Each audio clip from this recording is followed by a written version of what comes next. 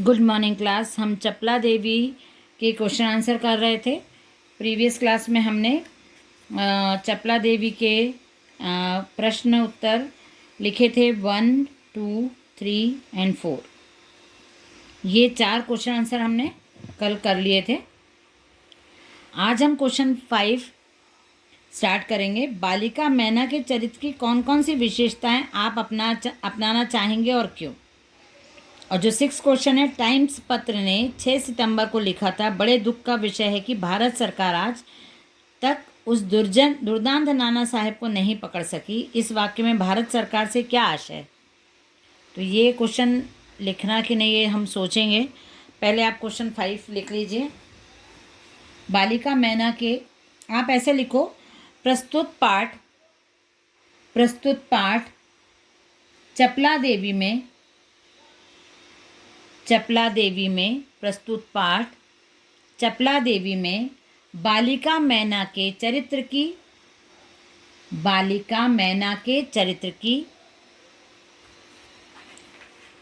कई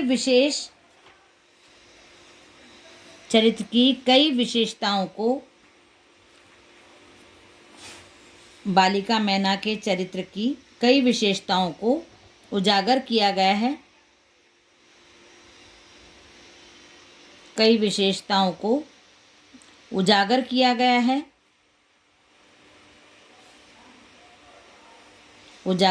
गया है एवं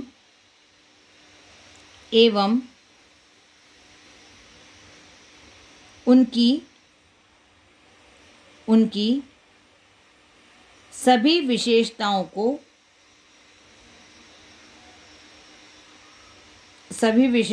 को हम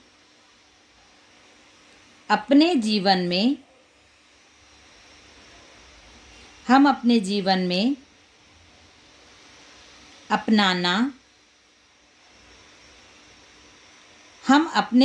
में अपनाना चाहेंगे। उनकी विशेषताएं इस प्रकार हैं। उनकी विशेषताएं इस प्रकार हैं।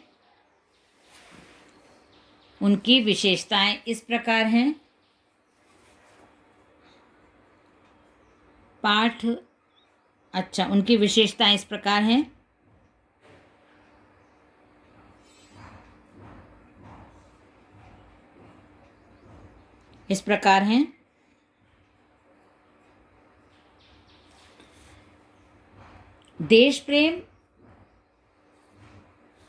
प्रेम, जन्म स्थान के प्रति प्रेम,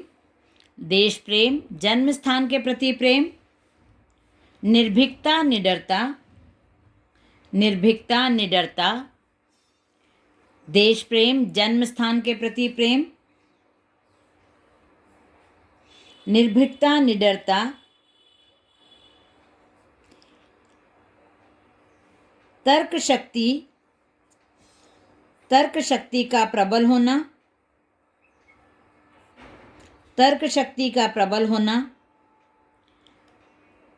वाणी में स्पष्टवादिता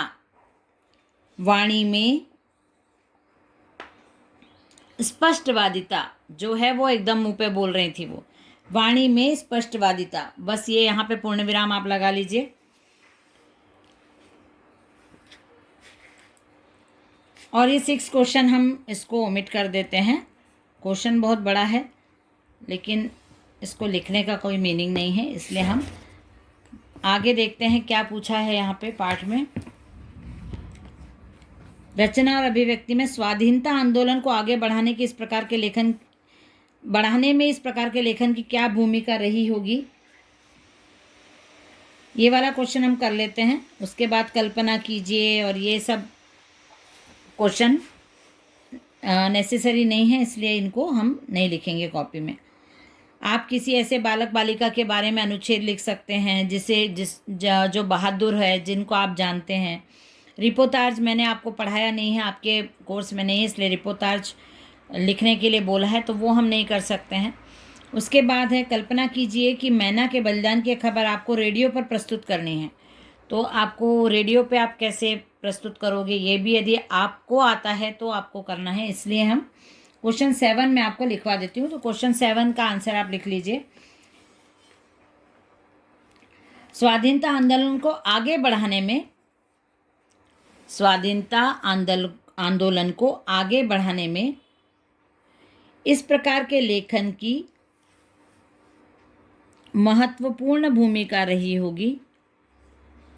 इस प्रकार के लेखन की महत्वपूर्ण भूमिका रही होगी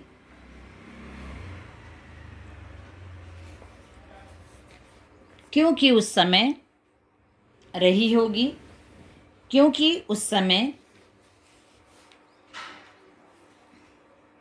क्योंकि उस समय,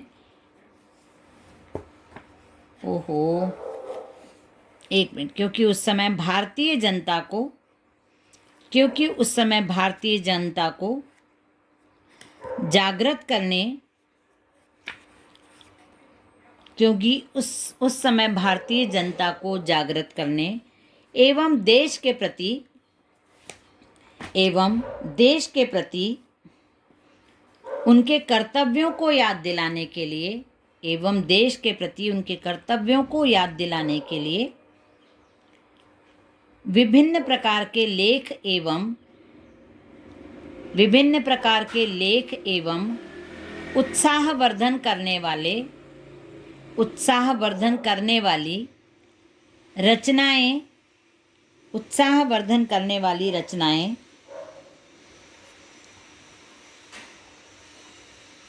रची जाती थीं। उत्साहवर्धन करने वाली रचनाएं रची जाती थीं।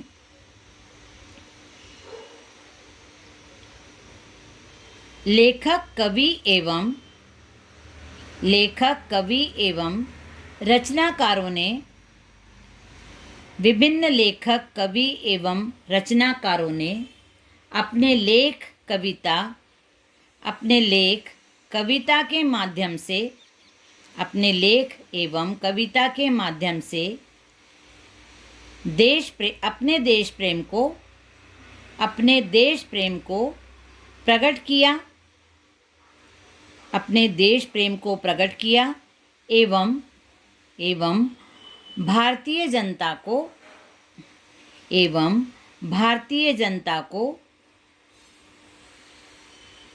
देश के